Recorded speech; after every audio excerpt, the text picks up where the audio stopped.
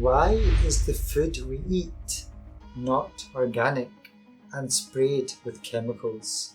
Why are we disconnected from our native languages? Do we enjoy our work, or are we just doing our work? That's a very important question to ask. These questions have a very deep and profound effect to your own system, but also the system that we are in. And as you begin to ask that, you begin to unnumb and wake up from the programming, like a stormtrooper waking up from the Death Star in Star Wars. So going back to the box analogy, we will break the programming down into 4 groups of psyops, or psychological operations. There's the outer hijab of consciousness that we must have to pierce through entering the flame of inner alchemy. Ruling the vibration that comes out of people's mouth is a great power of control to disconnect metaphysically their consciousness from the heart and land. This is the extent of the game the powers that were have been playing over these many, many years.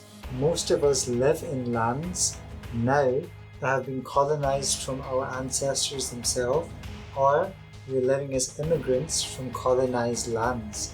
So in the Western matrix that we're all in, we've been put together, brainwashed out of our own language, our lands have been taken, our health and spiritual systems have been dismantled, ancient history wiped, and fed chemicals to become infertile as a slow way to weaken and kill our bloodline over generations. So when we look at each other, it doesn't look like any changes are going on. But if you look back 50, 70, 100 years, we can see a big difference from our grandparents. So when you start to zoom out, you start to see the bigger picture in this way. English is currently the international language of this age. As in Illuminating Dialogue 44, Kirsty explains how this was not a language naturally arising from the land. And in Illuminating Dialogues 36, Atma Singh further explained how this language was artificially constructed from modifying original ancient alphabets to manipulate certain energies when spoken. This is so important to understand, that when language comes from the earth, it's literally connecting us to the land. Therefore, everything is a vibration. We think, we speak, we communicate in a metaphysical way that disconnects us from the heart and places us in a disassociated, highly logical headspace. So if you start to speak like Gaelic or Punjabi or any earth-based language, instantly you come into your body. So therefore, this is making us more prone to a victim and powerless field state in a metaphysical way. It goes very deep. So the goal is about fuel. Everything is about fuel, specifically consciousness as a source. If a population can be farmed and harvested in low vibration, they produce lush, that's what the spiritual community says nowadays, or pranic energy for the negative entities to feed on. This subconsciously is shown in Monsters Inc. I used to love watching Monsters Inc. as a kid. Stranger Things, or the Dementors from Harry Potter, for example. This spiritual reality is generally common sense in Asia, Africa, and Latin America. However, in the West, due to the density of consciousness, humans cannot perceive beyond the logical mind due to the indoctrination since childhood and cutting off from the pagan, natural, indigenous roots of these European lands.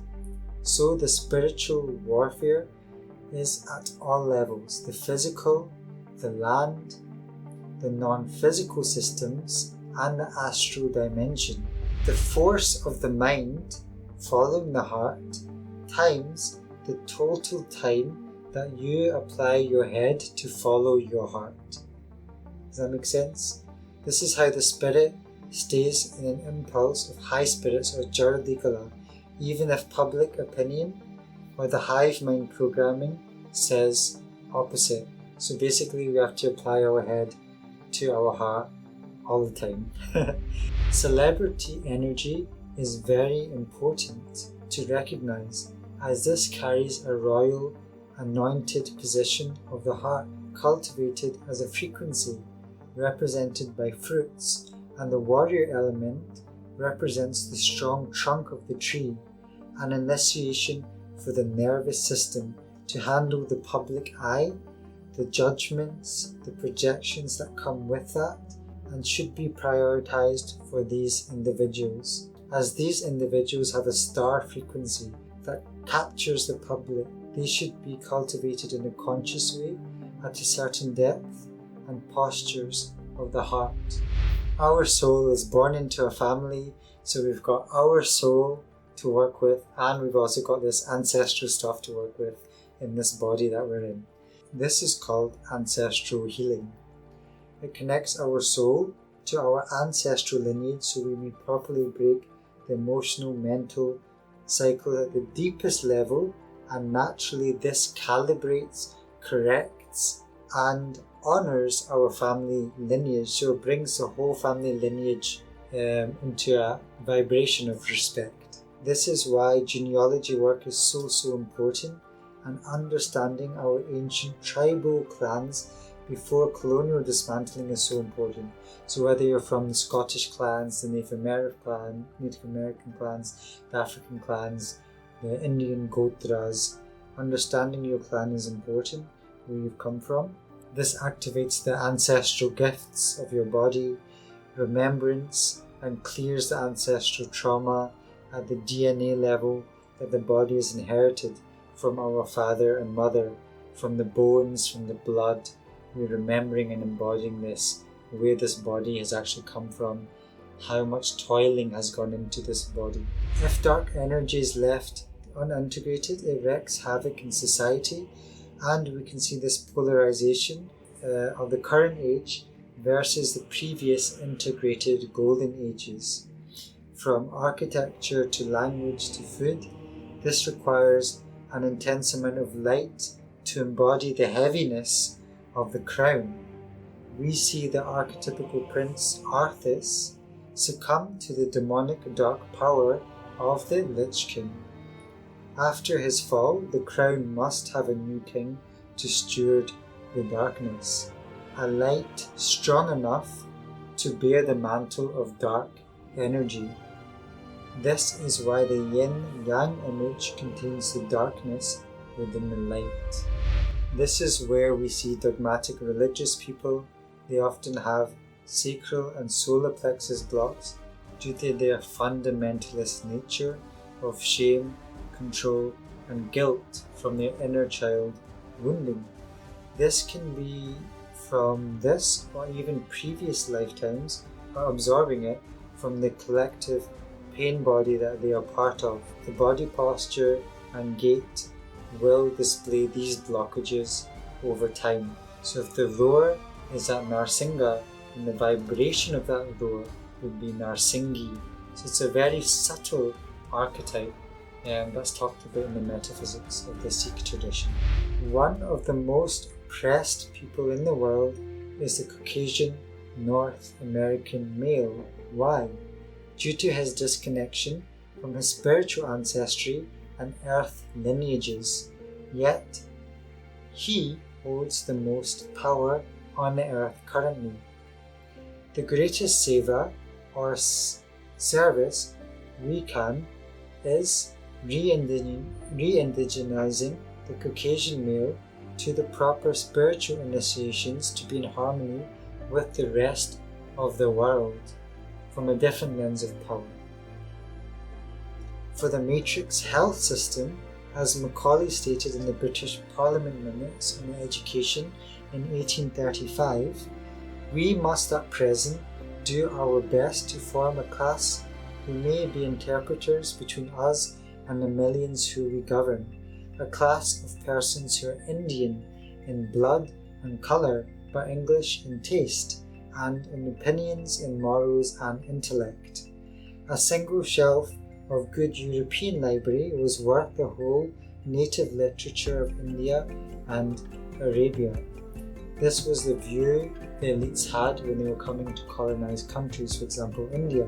Religions cut off the connection to the physical natural world, so you give your power through worship, whereas New Age spirituality has a similar commercial consumerism of sweetness, cutting off the balls of people whilst taking their money.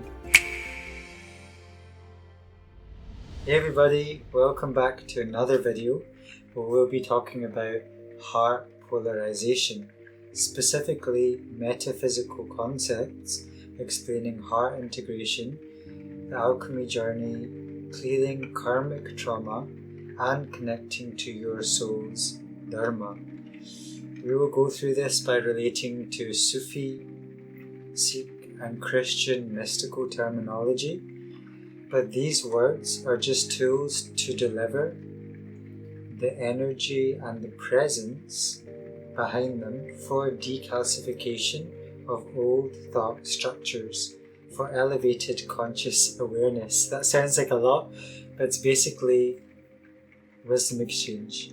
So after my last video, I had written some of this script, but it's really taken me a few months to fully receive these downloads, inner gnosis, you can say, insights, and really sit with and marinate with them, ground them into reality, transmute them, overcome a lot of self-doubt and discernment. So this may come across in the most clarity as possible for you. And I share this as a way to detach from the information itself and my belief systems, but also as a way for you to gain clarification into how I prepare this content and the thinking and the time it goes to properly make sure this is delivered in a cohesive way, in a genuine way, and in a sincere way as well. So that's a bit of a preamble, but thank you for your comments in the last video. I really appreciate you subscribing to this channel, you commenting, because it helps give me clarity, confidence on the insights that I receive, and how to best steward these downloads as well. Because part of me thinks it's not worth sharing, but part of me also feels like this is also worthwhile sharing, because it did help some people with clarity. So I first of all ask, why share mental concepts? Because some of you may also like to share and talk, but it's important to ask why. As I really like to have a strong moral grounding and orientation before sharing such information. As we know, the heart is our anchor, and most intuitives who are watching this will likely know that you'll resonate with this information because you're on this specific vibe or frequency that I'm sharing. And there's a tendency in the spiritual collective to discount the mind and the power of knowledge. I believe this is a psyop or a psychological operations, and we'll delve more into them today. At a deeper level, knowledge needs to be alchemized by the heart. So we might have all of this knowledge come at us, but it's important that we take time to take into account that heaviness of the mind and knowledge, and that's what we'll be doing today. This is our sword of worldly power. If we do not sharpen the mind with logos, which is a Greek term, this coherence with the heart will not allow us to be articulate and express truth grounded from the heart. So it's important that we take time for this.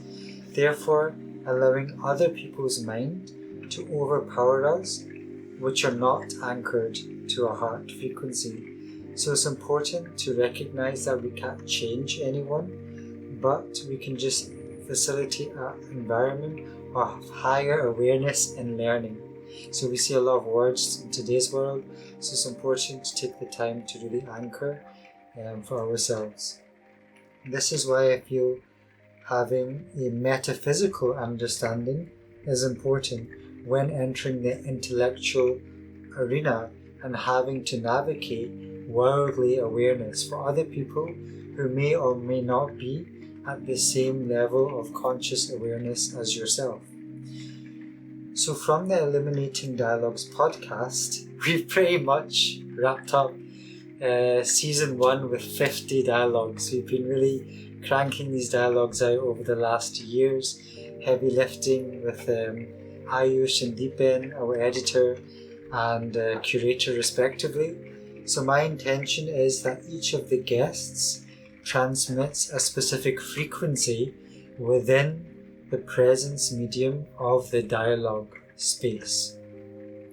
If you're listening deeply to these dialogues and really do the coach, like we say in Punjabi, or the inner searching within your heart, my hope is that you'll gain that archetype of that guest that comes on the podcast, their energy or that siddhi of what their heart is sharing. I will also be connecting the dots today between the Illuminating Dialogues episodes so we can properly build a worldly and spiritual map or narrative, and we can deconstruct this step by step. So this is more like a chill video that we can go through together and really explore these concepts, but of course, as we know, embodying them is the journey that we're all on together as souls in this place of learning, or as Guru Nanak calls this place of earth, a Dharam Sal, a sanctuary of Dharam, of righteousness.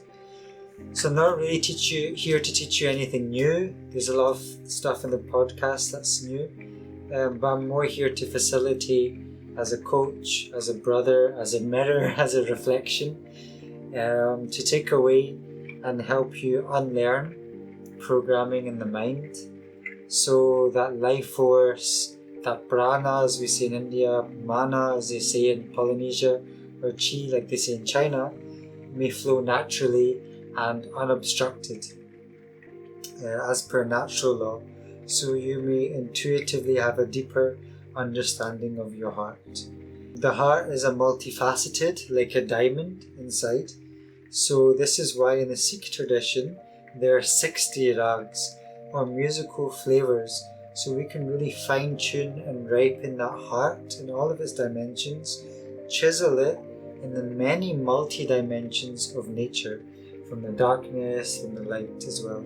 This creates a fully rounded, conscious being. So anchoring your unique soul's frequency and standing in your heart space is the fundamental process that we're looking for to authenticity and integrity in alignment. Two sides of the spectrum, the artist and the warrior.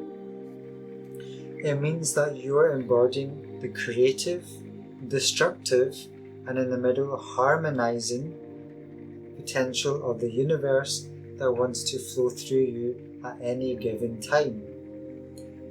As Amrit talked about in ID 27, if we're not expressing, we are suppressing, and we can become depressed. But it's also important to notice how we are expressing as well. Have we actually alchemized ourselves before expressing? Therefore, the life force is obstructed.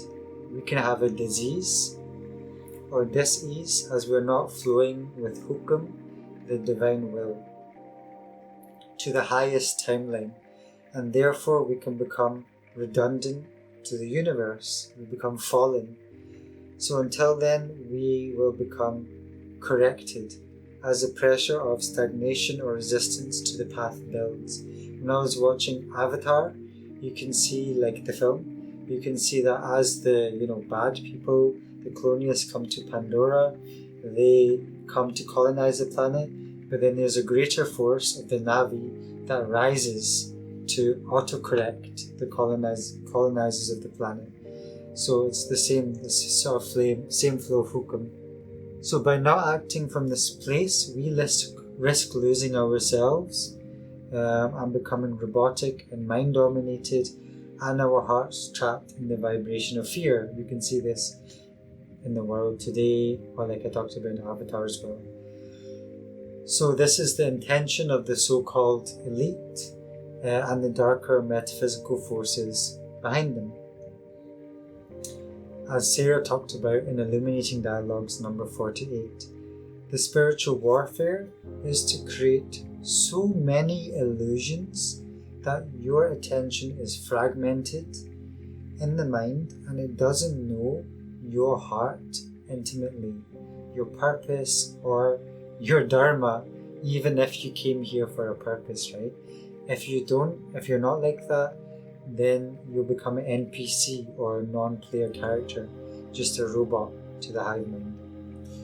So let's first start by breaking down the 3 stages of alchemy through a mystical lens, and then look at the colonized matrix that we are currently living in the age or yuga cycle of Kali. So I'm going to do this in a very casual way. Of course, it's quite intense out there, but when we do this together in a more easy way, it provides us a map and a reorientation so we can actually go out there and fight that battle, fight that raid. So I'm going to do a quick drawing. I'm not a good drawer. I'm going to do a quick drawing of a flower and the roots as well. So hopefully you can see that. That's a flower. And first, as Imam Saeed mentioned in Illuminating Dialogues 40, there's the outer hijab of consciousness that we must have to pierce through entering the flame of inner alchemy. And this is like the seed before germinating into the flower. So when we are not in the heart, we're in the mind. And going into the heart is like a seed that we have to germinate. This is the mind realizing that it is not the thoughts, but the awareness that's observing and listening to its thoughts. So I don't know if I've shared this before, I think I did. But in 2020, a lot of people had this moment. I had a moment where I was in the local forest and I was looking at a tree and I had this separation. I was like, whoa, I am not my thoughts, that's a tree and I am me, and we are 2 different realities. Then what is reality? And that's where the first time I really came out of the racing mind of the thoughts. And most people are still in that density of mind. And that's the first stage that we're looking at. So that's the hijab that we talked about. So then as this progresses, you can start to gain body awareness. So take the attention through the body and you get more spiritually sensitive, taking the attention to the energy centers or chakras, and then also astral dimensions or planes as well. But I used to exercise a lot in the gym and I used to have a lot of food, but I wasn't sensitive to my gut and things. So even though I was building muscle and I was exercising, I wasn't sensitive to my body, how I was putting strains in certain joints, how what I was eating wasn't very good for my digestive system. So even though we can be physically working out, if we don't have that spiritual dimension, then we won't be sensitive to our body. That's why yoga is good as well. So, talking about, going into the spiritual dimensions or planes, then we start to unlock certain psychic gifts. You might have heard of clairvoyance, clairsentience, the Riddhi Siddhis. There's a lot on the internet about that. And occult dimensions, which is highly feminine in nature, become perceivable. These are not bad like mainstream religions make out, but it's important to know that it's not some feat to be attached to or develop a certain self-worth around, but we should still appreciate these dimensions. It's like unlocking the prison from the inside, realizing the density of Maya that you are in. At this stage, the heart has a yearning for exploration. The sweetness of spirituality, the saintly nature, like the potential from the flower. In Oankar, the three parts, Sikhi terminology, it's the emptiness and spaciousness that starts to occur, or the Aourn. So I'm going to write this symbol here. This is the first stage of alchemy, Aourn symbol. In Christian terminology, Father, Son, Holy Spirit, the Trinity, it's the openness of the sun, or the radiance of the sun outside. Two types of sun. As Jesus said, the kingdom of heaven is within you. Why did he say that? As everyone always says, he's pointing to the layers of heart that your attention penetrates. Once you come out of the mind, you go into the body, and you start to go into the heart. That's why the heart is the bridge between everything. And so this explains the posture or position of the heart that's highly feminine in nature and saintly. Spiritual seekers at this dimension or this stage of discernment are attracted to the yin teachings. For example, Eckhart Tolle. I really started my journey with Eckhart Tolle, Muji, Sadhguru, or Thich Nhat Hanh, the Vietnamese monk.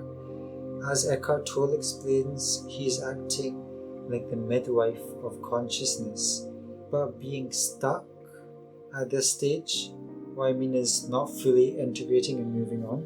It makes you floaty and detached from the material world, human nature, and like a pure yogi ascetic.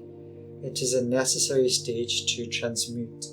If you read Sid Ghost from the Sikh tradition, this was Guru Nanak's main criticism of the yogis in the Himalayas. Next, the second stage of alchemy, the warrior archetype. It is an embodiment of the Ik, the One.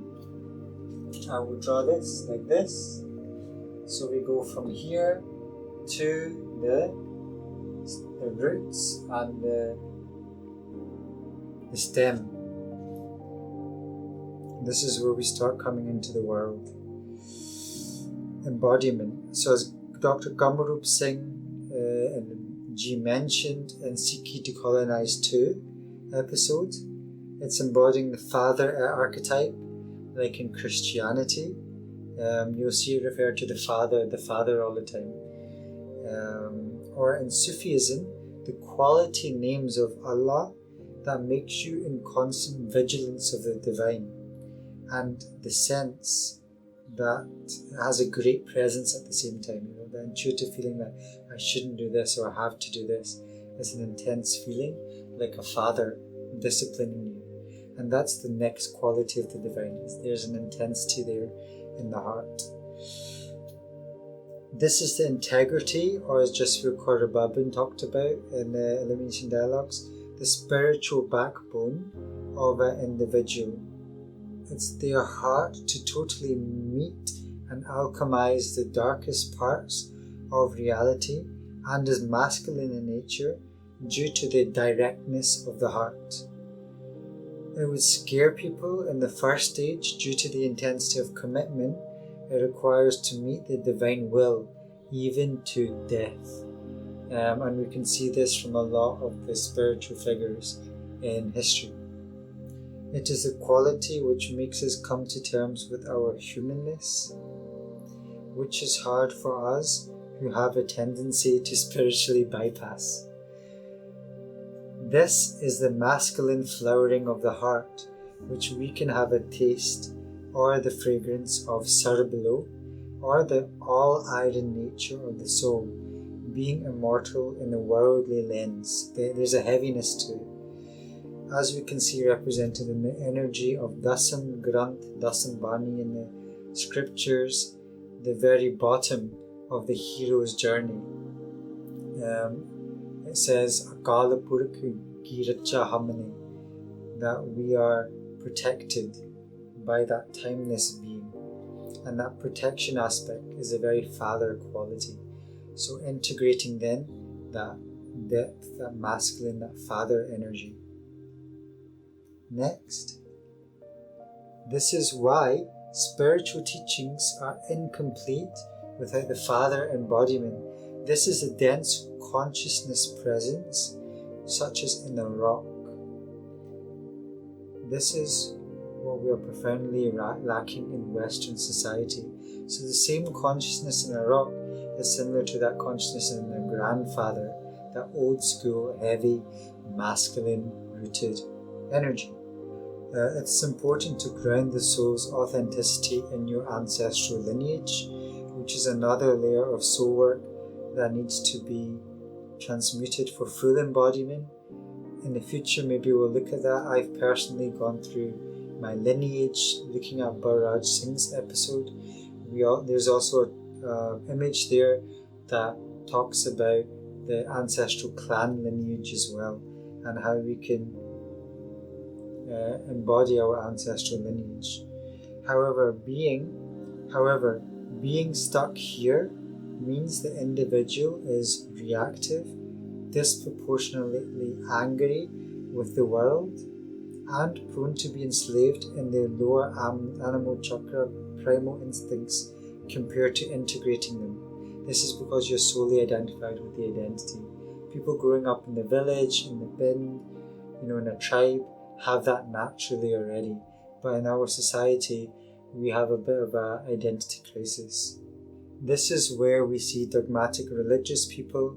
They often have sacral and solar plexus blocks due to their fundamentalist nature of shame, control, and guilt from their inner child wounding. This can be from this or even previous lifetimes, or absorbing it from the collective pain body that they are part of. The body posture and gait will display these blockages over time, depending on what chakra is blocked, depending on their mental patterns. If you ever go to an old fundamentalist church or like a religious setting, you might feel a bit of a heaviness there, or a constriction, or shame or guilt. And that's that vibration that needs to be transmuted. As per the Indic Avtar work of Guru Gobind Singh Ji, Job-based Avtar in Dasam Granth, there's a transmutation of base consciousness into Khalis Devti archetype. That's talked about at the start of Asa Devar by Guru Nanak. This stage of NarSingha, so it talks about animals from a fish all the way to a Kalki Avtar. And the stage of NarSingha is a half lion, half human. This is a pivotal stage of weaponizing the animal instinct for spiritual justice, the beast to human transition of expressing and integrating rage for later autonomy and service to Dharma is normally bypassed in this society due to artificially suppressed and out of balance dynamic in the society system that we'll discuss later on. But it's important to know that these Avtar stages are supposed to also happen naturally in your life as your chakras flower. Like when you're 20 to 30, you'll probably have the boar and the lion man Avtar. And these male, like NarSingha, also have their feminine counterparts as well. So if the roar is at NarSingha, then the vibration of that roar would be Narsinghi. So it's a very subtle archetype, and that's talked about in the Metaphysics of the Sikh tradition. And this is all about the animal, the beast, and the human integration. Therefore, we as a collective are unable to evolve our animal nature fully into the sovereign royal archetype. The second stage of alchemy, the Negredo, is the blackening, and that can be witnessed through observing the World of Warcraft character, the Lich King. This is still in this warrior element, but we'll explore the dark quality. In the real-life mystic warrior orders, such as the Akali Nahang Singhs, they hold the transmuted dark energy that provides energetic balance to the collective. Many people are off-put by this darkness because they haven't encountered it, or by media like Darth Vader is portrayed in a bad way. But if dark energy is left unintegrated, it wreaks havoc in society And we can see this polarization of the current age versus the previous integrated golden ages. From architecture to language to food, this requires an intense amount of light to embody the heaviness of the crown. We see the archetypical prince Arthas succumb to the demonic dark power of the Lich King. After his fall, the crown must have a new king to steward the darkness, a light strong enough to bear the mantle of dark energy. This is why the yin-yang image contains the darkness within the light. Next, the final and third stage of the alchemical process is to step into royalty, into abundance, by healing the inner child deeply. These are the fruits and the nectar and the shoots of the flower. By healing the inner child deeply, we accept duality as unity consciousness playing out whilst being rooted in their warrior masculine identity, but open with their feminine saintly nature. The balance is achieved through greater mind-heart coherence through emotional intelligence. This generates grace and a higher level of discernment that's infinitely now iterating as the universe itself, trying to integrate to further and deeper levels of awareness. They would typically have the light of consciousness in their heart, Jhoty, the inner feminine flame, visible in their eyes as a reflective like shine. So these beings would recognize themselves as a light of consciousness, or in the consciousness in nature, as the illusion of separation breaks and reality becomes like a giant mirror, and they look at people's eyes and they can see that reflection as themselves. This is the infinite Ankar aspects, or the Holy Spirit, which refines the spiritual being. This is why this Ankar aspects goes for infinity. That's why in Sarabula Granth it talks about Siri, Maya, Lakshmi, Jisahai, the luxury aspect of the divine. This completes the feminine, masculine, feminine, or light, dark, light, mystical sandwich journey that we're on, that's represented through all of nature, from a galaxy to a subatomic particle. It is then followed by a continual spiritual life embodiment process of nature, an intuitive alchemical spiral. Like a leaf unfolding, it shifts from forcefully making decisions to observing and intuitively following the impulse of the heart, whether that impulse is light, letting go, or direct. This in turn creates a more deeper levels of compassion for each of the shadow aspects once integrated. From physics we know impulse equals force times the total time applied. So, the spiritual impulse of the soul in this dimension, if we've got this far to be in contact with our heart, is the force of the mind following the heart times the total time that you apply your head to follow your heart. Does that make sense? This is how the spirit stays in an impulse of high spirits or Jardikala, even if public opinion or the hive mind programming says opposite. So basically we have to apply our head to our heart all the time.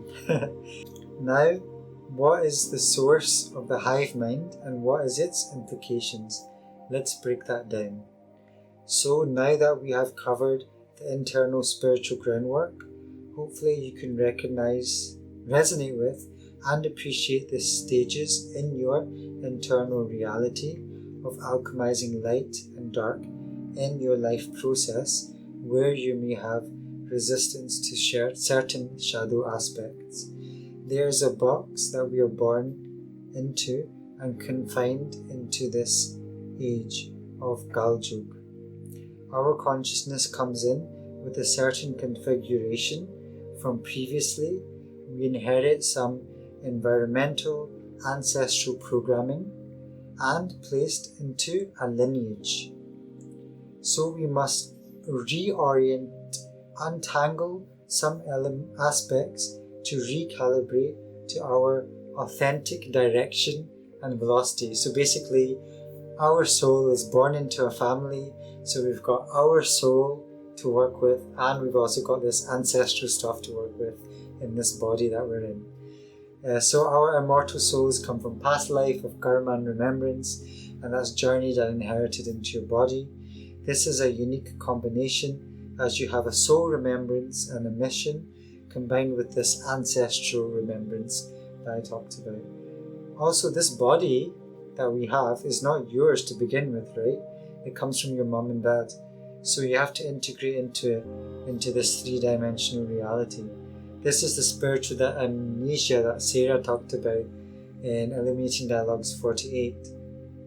It's important to note this going forward, as many people are disconnected from their bodies and ancestral history and too identified to their soul purpose, or vice versa. What I mean by that is people like follow your heart, follow your soul, but they're not rooted in their lineage, and I'm working through this. Or they might be very rooted in their lineage, the tradition, but they're not being authentic to themselves, right? And that's a journey we all have to take.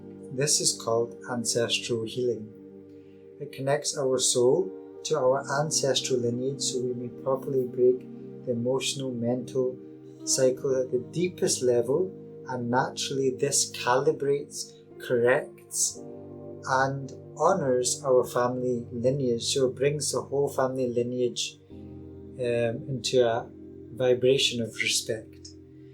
This is why genealogy work is so important, and understanding our ancient tribal clans before colonial dismantling is so important.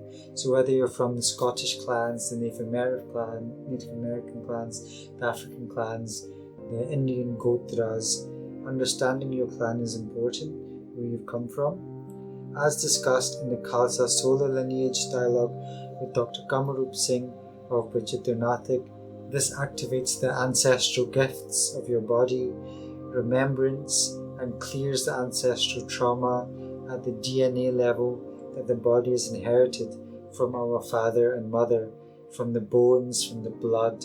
We're remembering and embodying this, where this body has actually come from, how much toiling has gone into this body. So now, a lot of us can see generally inspiring quotes or suggestions in society, but we don't really practically understand the metaphysics behind our human system. So let's try to bring some clarity to that today. Why is the food we eat not organic and sprayed with chemicals? Why are we disconnected from our native languages? Do we enjoy our work, or are we just doing our work? That's a very important question to ask. These questions have a very deep and profound effect to your own system, but also the system that we are in.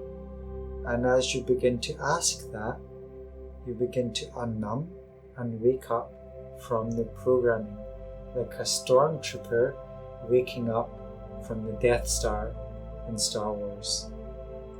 So going back to the box analogy, we will break the programming down into 4 groups of psyops, or psychological operations.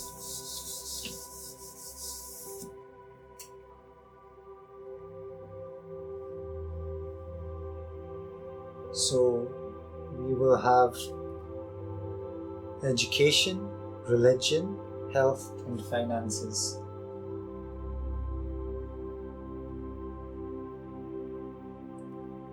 So these systems that we had were all integrated, but they've all gone through this box and output at the other end, so everybody is homogeneous. And it's very weird in a certain way. All systems are present still, but they've had their roots cut off and repurposed, meaning that they're only here to serve a surface level purpose of the greater matrix system hierarchy.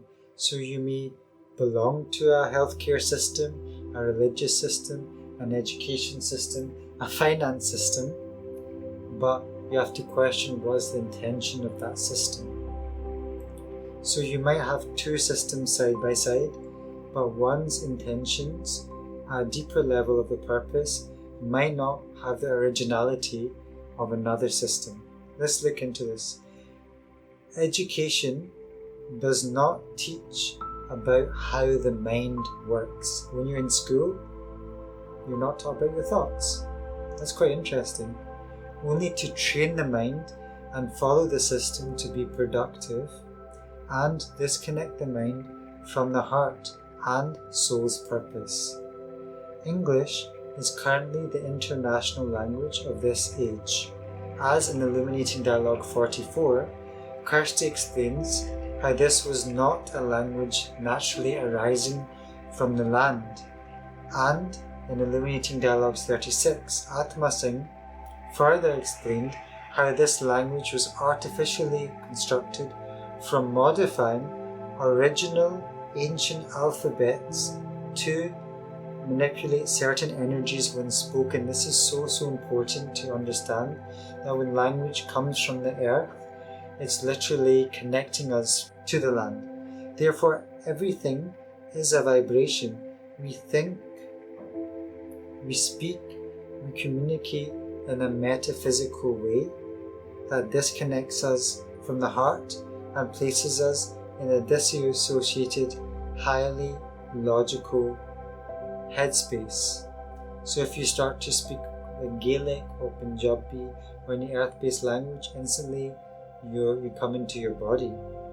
So therefore, this is making us more prone to a victim and powerless field state in a metaphysical way. It goes very deep.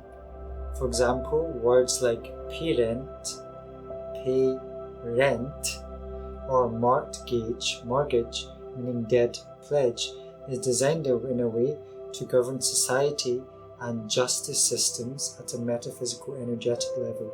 This is why Gaelic was banned and suppressed in Ireland and Scotland, and speakers were punished, brainwashing programs in Native Americans for young children, and of course the greater colonization of the world. Ruling the vibration that comes out of people's mouth is a great power of control to disconnect metaphysically their consciousness from the heart and land. This is the extent of the game the powers that were have been playing over these many years. Most of us live in lands now that have been colonized from our ancestors themselves, or we're living as immigrants from colonized lands. So in the Western matrix that we're all in, we've been put together, brainwashed out of our own language, our lands have been taken, our health and spiritual systems have been dismantled, ancient history wiped, and fed chemicals to become infertile as a slow way to weaken and kill our bloodline over generations. So when we look at each other, it doesn't look like any changes are going on, but if you look back 50, 70, 100 years, we can see a big difference from our grandparents. So when you start to zoom out, you start to see the bigger picture in this way. By the second or third generation, people become semi-soulless, pliable, and follow society in fear or numbed in a mob flock mentality, in turn making others conform to the brainwashing. It's like the crab in the bucket trying to escape, and other crabs pull it down in the bucket again. This was referred to as the demonic possessions, but also the illusion of the demon, as Dr. Kamarup Singh said in Sikhi Decolonized 2 episode. These are entities that exist in the astral dimension, which can influence human consciousness at the thought level when the present state of the heart is very weak. We can study the movement within patterns of behavior or consciousness. Sometimes you can see minor entities at play when someone's eyes change with jealousy or anger takes over. So the goal is about fuel. Everything is about fuel, specifically consciousness as a source. If a population can be farmed and harvested in low vibration, they produce lush, that's what the spiritual community says nowadays, or pranic energy for the negative entities to feed on. This subconsciously is shown in Monsters Inc. I used to love watching Monsters Inc. as a kid. Stranger Things, or the Dementors from Harry Potter, for example. This spiritual reality is generally common sense in Asia, Africa, and Latin America. However, in the West, due to the density of consciousness, humans cannot perceive beyond the logical mind due to the indoctrination since childhood and cutting off from the pagan, natural, indigenous roots of these European lands. So the spiritual warfare is at all levels: the physical, the land, the non-physical systems, and the astral dimension, where we also have the angelic, the Devti, the ETs, so like Guru Nanak Dev Ji, versus the demonic, dates, negative, or fallen ETs, such as Baal that was mentioned in Sikhi Decolonized too. An example of this harvesting can be seen by mass ritualistic child slaughter and the child trafficking rings that have been released already in mainstream media for their adrenochrome. But of course, these releases have all been planned timely for the optimum harvest from the public to build up the terror slowly for maximum lush harvesting in a ritualistic way. Most of the mainstream media, celebrities, sports, music are designed to distract and entrance people further into the false matrix. The adult content, the drugs, the alcohol, and addictive social media is designed as a way to further numb and enslave the spiritual body system, specifically the first two chakras, and split families. So their attention is not pouring into the family system, but are being siphoned away. This is why women are extremely either very masculine or promiscuous, and men are extremely macho, materialistic, into greed. Think about Andrew Tate, misogynist, or the Peter Pan and Pinocchio archetype, crushed by society, unable to take the responsibility of dharma, and a slave to his pleasures. Something I think a lot of men are navigating, including myself, in this generation. Mostly caused by the mother and father wounds created from unbalanced society pressure on family systems relying on external corporate systems for stability without spiritual community Sangat support. This plays with the primordial gender essence of humanity. It's a very dangerous thing. The yin-yang, the Shakti Shiva, the fundamentalist way to break traditional characters of the male and female in family system. The man is not empowered to respect, to lead, to build from a heart-centered place, and the woman does not feel safe and protected to nurture, to create a strong family community. So a common Kali example of how metaphysics plays out is pointed out in the Bhagavata Purana in this age of Kali. So women will become much smaller in size, they will eat too much, have more children than they can properly take care of, and lose all their shyness. They will always speak harshly and will exhibit qualities of thievery, deceit, and unrestrained audacity. Further, it says in Kali Yuga, men will be wretched and controlled by women. This is very different from Mary Magdalene, Divine Mother archetype, or Mata Sahib Devi Kaur in the Sikh tradition. The change in the feminine essence and the classification of the feminine is something that the ancient texts talk about, and we can see playing out today. For example, as discussed in Illuminating Dialogues 49, Manika Kaur stated that if a parent speaks harshly, then this is held in the child's body and is downloaded from previous generations. For example, a mother shouting, "You're lazy," or "You're ungrateful," is actually consciously or unconsciously creating a spell on that child's auric field to create that timeline and define a lock of that child within that timeline, taking into account that that child is pure of heart.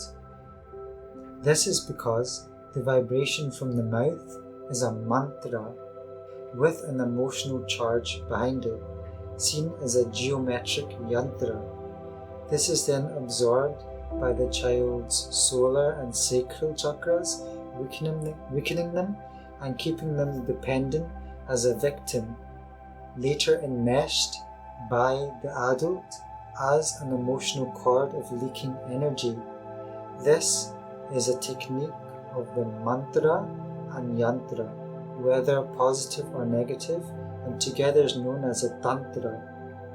When in a lower energy field of 5 vices, Kam, Krodh, Lobh, Moh, Ahankar, or lust, anger, greed, attachment, pride, entities can actually come and feed on these energies, causing a leeching relationship between parent and child on the solar plexus. This decreases the child's autonomy as a human being, and a degree of presence is therefore needed to recognize this energetic pattern and choose to interact from a different energetic state of consciousness than the karmic reactivity pattern of being on a leash. Therefore, breaking the curse or spell within that family passed from generation to generation, which may or may not have been introduced as an external or internal pattern from the family generations before. We can see this visually, like in Marvel's Doctor Strange, where mantras are coming out the mouth and patterns are formed geometrically. So a wounded feminine is very destructive for society, whereas a conscious feminine energy with a strong throat chakra is extremely liberating and healing, destroying generational karmic wounds and strengthening the masculine quality to stand, to build and protect. And when I say feminine energy, it doesn't necessarily mean female. It can be in the feminine or the Devi energy inside a male. One of the most oppressed people in the world is the Caucasian North American male. Why? Due to his disconnection from his spiritual ancestry and earth lineages, yet he holds the most power on the earth currently. The greatest seva or service we can is re-indigenizing the Caucasian male to the proper spiritual initiations to be in harmony with the rest of the world from a different lens of power. For the matrix health system, as Macaulay stated in the British Parliament Minutes on Education in 1835, we must at present do our best to form a class who may be interpreters between us and the millions who we govern, a class of persons who are Indian in blood and colour, but English in taste, and in opinions, in morals and intellect. A single shelf of good European library was worth the whole native literature of India and Arabia. This was the view the elites had when they were coming to colonize countries, for example India. The old world systems are full of people who are spiritually impaired, lack empathy, and do not treat the root cause systems, such as what Ayurveda would treat. We've had a lot of episodes from Dr. Sujata on this in Illuminating Dialogues. But the Western systems are still good in acute cause of injury, and of course we can also look at finances, all being transferred to digital with the goal of you owning nothing physical. And the last stage of the agenda is integrated technology to be completely cut off from the human collective of the divine heart-mind coherence and into the elite demonic hive mind agenda within the 15-minute smart cities that David Icke and Greg Braden talk about in detail regarding transhumanism, or the integration of humans and technology. Lastly, religions cut off the connection to the physical natural world, so you give your power through worship, whereas New Age spirituality has a similar commercial consumerism of sweetness, cutting off the balls of people whilst taking their money. Again, no spiritual backbone. A complete bypassing of the second masculine stage is something that I saw a lot when I was trying to learn about yoga, learn about meditation. That's what I found, the complete lacking of this masculine stage, but it's still important to go and learn these things. This creates dependent spiritual people with no sense of agency or dharma, righteousness. So comprehending this nature of the matrix, we can see it's quite a cold setup the so-called elites had created. Most people wake up through suffering, health related, sometimes related to the gut due to the inorganic food they are feeding the collective, or through divine grace, Kripa. If you're watching this video this far, you are likely have an impulse to follow the conscious timeline for humanity and connect with others on a similar heart frequency. You may start to ask, what is the power behind the so-called elites? What is the real history of the world and ancient civilizations, etc.? This is the consciousness testing the boundaries of reality. After this, we must take our consciousness back and settle into the human body. On the human level, it's so important to anchor back into the body with self-love that Monica Kaur talked about, the present moment, and integrate the reframing into our own reality by following the intuitions and the inner guidance step by step by step. So let's talk further about the art of the heart. The Anahata, the fourth chakra, as all spirituality points to this, the bridge between the higher dimensional realms and the grounded 3D human life. As we can see with Kirtan Rag melodies which tune the heart to different coherences, such as Jasvir Kaur Rababin talked about in episode 17, the heart displays a multitude of seasons. Just like reality itself, it is our portal to connect with reality consciousness, move between seasons with grace, and avoid stagnancy. So I once went to a yoga class, and the instructor talked about giving and receiving through the heart chakra, and that always stayed with me. to feel into everyday life and become conscious of that sacred energy transfer, that we're not just giving from the heart, but we also have to receive. This duality is the mystical path to balance through the alchemical journey. It is a dance between sorrow and love, joy and sadness, pain and pleasure, dukh and sukh. Let's delve further and look at the female and male polarities of the heart or hirda during an opening and the quality of the presence, frequency vibrations that it resonates on. So if you look at the hero's journey,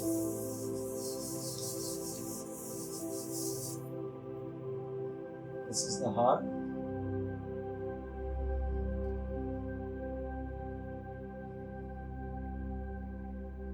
It starts at the female, it goes to the masculine, and it comes back to the feminine again,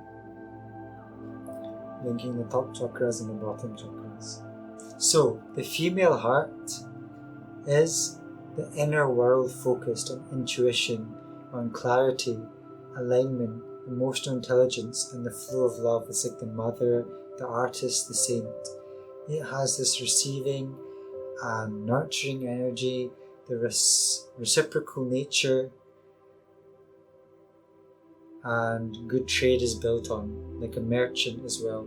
Think of the Silk Road, the ancient civilizations. Often we can feel blocked because in our life situation growing up, we have not been seen or listened to, or in our corporate environment or our work environment, there is not that reciprocal nature. The heart expression has been shut down and navigation turned off. Building space and trust again with the feminine polarity sound current or nad is important to attune to that yin energy of deep openness, expansion, compassion, insight, and vision. As discussed in Imam Saeed and Dr. Kamarup Singh's dialogue, we can see that the alchemical journey tends to start with the feminine spaciousness of purity, calm, stillness, going into the masculine warrior and completing into an infinite, abundant, royal feminine energy, again of grace, kripa, and prestige qualities. Of course, this growth continues to spiral into one another. As we covered, we can see this divine feminine yin energy is also severely missing in the world today, where people are on the conveyor belt of mind programming, from school to university to the 9 to 5, stripped of culture, and many hearts are unfulfilled. This was a normal paradigm in the past epoch, but as we evolve, seeing it from a metaphysical and historical perspective, it is one of the most intense forms of spiritual warfare on the planet, cutting children and adults from their feminine heart polarity. Stepping back from the matrix environment, we can see that many aspects of colonized society calcifies this aspect of the heart space. The male polarity is the complementary force which stabilizes this feminine heart energy. In the Sikh tradition that we talked about, it's the all-Aourn essence, the cerebellum, where the heart is an open giving energy and charged in the direction of purpose, of commitment, of discernment, external expression, boundaries, and even accepting death, leading to the transcendence over time, or Mahakal. The integrity is the spiritual backbone for the life force prana of the human system. It has a more animalistic tendency, and when tuned in, it can beeline straight to the intuitive goal for survival, just like a hunter. It gives that distinctive manliness and deep grounding to the lower chakras, something that I've also been working on compared to the feminine heart space that I'm naturally more attracted to. So for example, the masculine heart would notice food is processed, the health system and corporate systems are reductionist and exploitative, and would go directly to be sovereign and self-sustainable in the physical landscape. Where the feminine heart energy is more expansive to unity consciousness, the masculine is important for indigenous identity, to culture, to lineage. So we can see how this heart has been attacked and closed in spiritual warfare to stop humanity from accessing its true multidimensional heart's potential. Deep ancestral healing and connecting to a sacred warrior lineage opens this raw authenticity to life as a heart-based warrior. This is important to cultivate as it allows the feminine emotional heart to be open without being overwhelmed or broken. It can be vulnerable. This is why a lot of us feel to express but haven't cultivated the inner spaciousness container to hold this masculine containment. The unbalanced feminine heart becomes over-emotional. It lacks boundaries, people-pleaser, self-sacrificing to the point of depletion, or unable to discern or trust with love, something I've navigated in the past few years. We can see this as the classic artist, or carer, or religious tryhard, who tends to experience depletion and conditions like arthritis and immune disorders due to emotional dysregulation. You can see this being a Bible basher like we see in Glasgow, or a Gurbani nerd. We have to take the time to actually step back and actually understand how do we want to express ourselves articulately.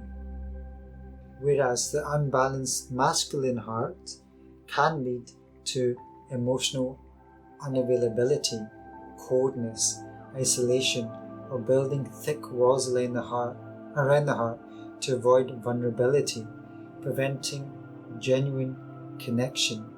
But we need this space, like in physics, we need this contraction and then expansion, contraction, expansion, just like the universe, just like contractions in birth, because that's the heart trying to evolve. We can see this in a lot of men, especially in immigrant communities who have adopted a stoic personality as a coping mechanism to ensure survival for the family, making many kids have some distant father figure complex syndrome like Darth Vader, seeking for approval from authority outside of themselves. A lot of men may seem vulnerability and kindness as a weakness here, but is an important step in the alchemical union process. Strengthening the male heart can involve generously giving with purpose, not just giving to fix. Displaying action over words of self-trust and accountability, setting clear expectations and saying no with conviction. Emotional resilience creates a strong pillar of the masculine heart while completing ownership without blame, self-correction over shaming, making difficult decisions, and embodiment fully builds out this heart space dimension. The body starts to become upright, proud, and lion-like, as we see with the Akali Singhs, the samurai, the Maasai warriors in the masculine heart space. And the feminine heart space, again, the body becomes royal, upright, not in an animalistic way, but in a royal sovereign way. So we can see how these two aspects of the lion develops. The feminine lion and the masculine lion within a human being. Often in native cultures and traditions connected to living in community, the heart has naturally found balance in many ways through various initiations. In our modern society, we must over-exert sacred life force energy in non-coherence and non-resonant systems. I had experienced this in my past, being stuck in certain systems that were draining. And in order to flow out of stagnancy, we can then be caught in to many pendulums of metaphysical traps and psyops within city structures, technologies, political, religious, familial thought narratives, which takes us away from the heart and Dharma. That's why they always say the best teachers who have walked the path always just take you back to yourself and can catch you when you're in these pendulums. For the near future, we require more conscious celebrities with a backbone of a warrior rooted in indigenous natural ways. Celebrity energy is very important to recognize, as this carries a royal, anointed position of the heart, cultivated as a frequency represented by fruits, and the warrior element represents the strong trunk of the tree, an initiation for the nervous system to handle the public eye, the judgments, the projections that come with that, and should be prioritized for these individuals, as these individuals have a star frequency that captures the public. They should be cultivated in a conscious way at a certain depth and postures of the heart. We see many celebrities nowadays and they're great for grabbing attention, but they should be cultivated in this way.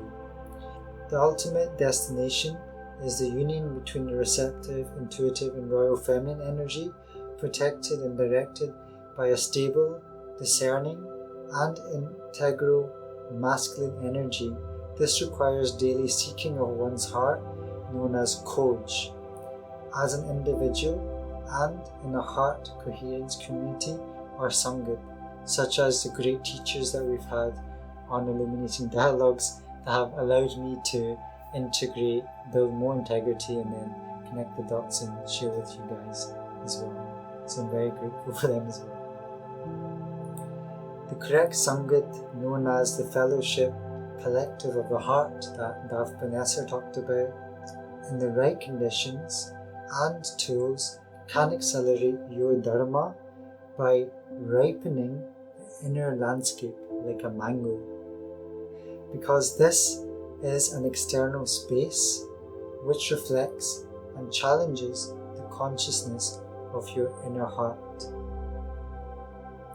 If you would like a space to dive deeper into your alchemical journey and connect with like minds, you can join the Illuminating Dialogues community in the future.